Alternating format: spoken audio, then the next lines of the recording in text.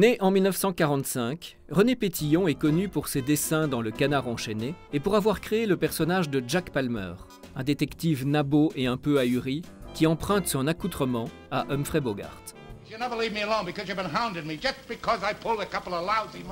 Les premiers albums usent principalement de deux mécanismes, l'accumulation des références culturelles et un comique de la surenchère confinant à l'hystérie. Pétillon s'attaque au 7e art et à des modèles empruntés à la littérature, tels que Sherlock Holmes, dans Le Chien des Baskerville d'Arthur Conan Doyle, et Arsène Lupin, dans L'Aiguille creuse de Maurice Leblanc.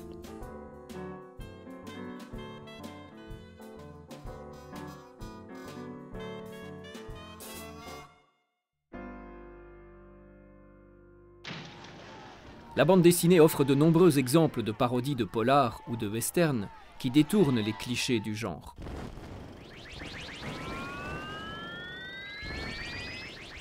Tout genre obéit à une règle du jeu implicite et se définit comme un répertoire de thèmes, de situations, de personnages archétypes auxquels correspond une imagerie conventionnelle.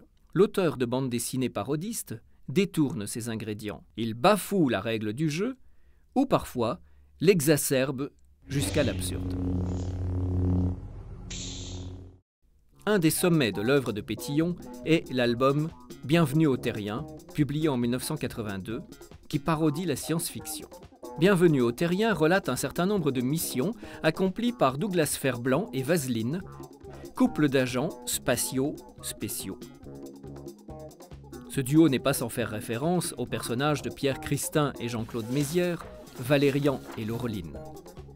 On reconnaît d'ailleurs ces deux héros parmi la clientèle plutôt hétéroclite du Café des Sports à Pluton City.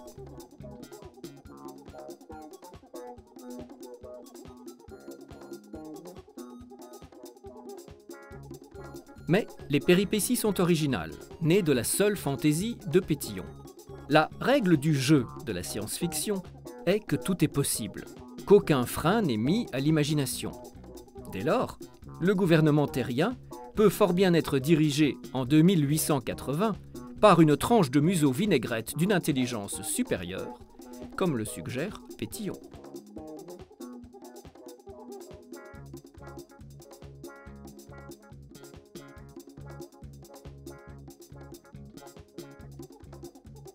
Nos deux héros se rendent à une convocation de leur ministre de tutelle. Assez logiquement, Pétillon imagine que, dans 8 siècles, le ministère des Affaires étrangères aura été remplacé par un ministère des planètes étrangères. Mais l'architecture est pourtant bien celle d'un bâtiment administratif d'aujourd'hui, avec escaliers, colonnades et décoratifs.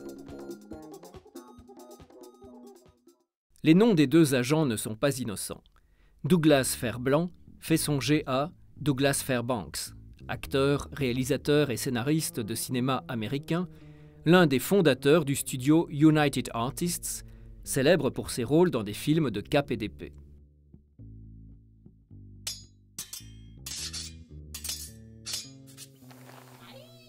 Le personnage de Pétillon en conserve la fine moustache, restée légendaire. Mais Fairbairn est un patronyme dévalorisant, qui connote une matière de peu de valeur, et par extension une bande dessinée fauchée, une science-fiction en toc. Pas besoin de souligner ici les implications sexuelles du prénom de Vaseline que porte son assistante et concubine notoire. Douglas et Vaseline sont comme un seul et même esprit dans deux corps. Ils bougent et agissent avec un ensemble parfait, marchant tels des automates à l'allure martiale.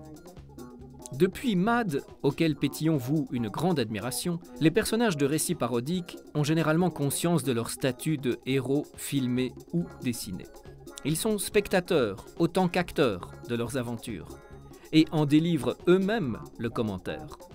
Ce procédé apparaît ici, dans la deuxième vignette, quand Douglas se demande à quoi rime une bande dessinée de science-fiction où l'on habille les héros de costumes de motards des années 80. Un autre trait typique est la dévalorisation des héros. ils cessent d'être des modèles proposés à notre admiration et se révèlent incompétents, dérisoires, incohérents. Douglas et Vaseline se signalent notamment par leur distraction, aux résultats plaisants et imprévus. Dès la page 2 de leurs aventures, ils voyageaient à bord d'une machine à laver, en guise de vaisseau spatial. Ici, ils prennent la décision de cesser de fumer au lieu de prendre l'ascenseur, ce qui les plonge, le temps d'une seule case, dans un état de nervosité et de gesticulation hystérique. En faisant des nœuds avec leurs jambes, ils semblent se mettre au diapason des tentacules qui s'agitent incessamment sur la tête du ministre. Celles-ci ne tarderont pas à devenir incontrôlables, lui arrachant lunettes et vêtements.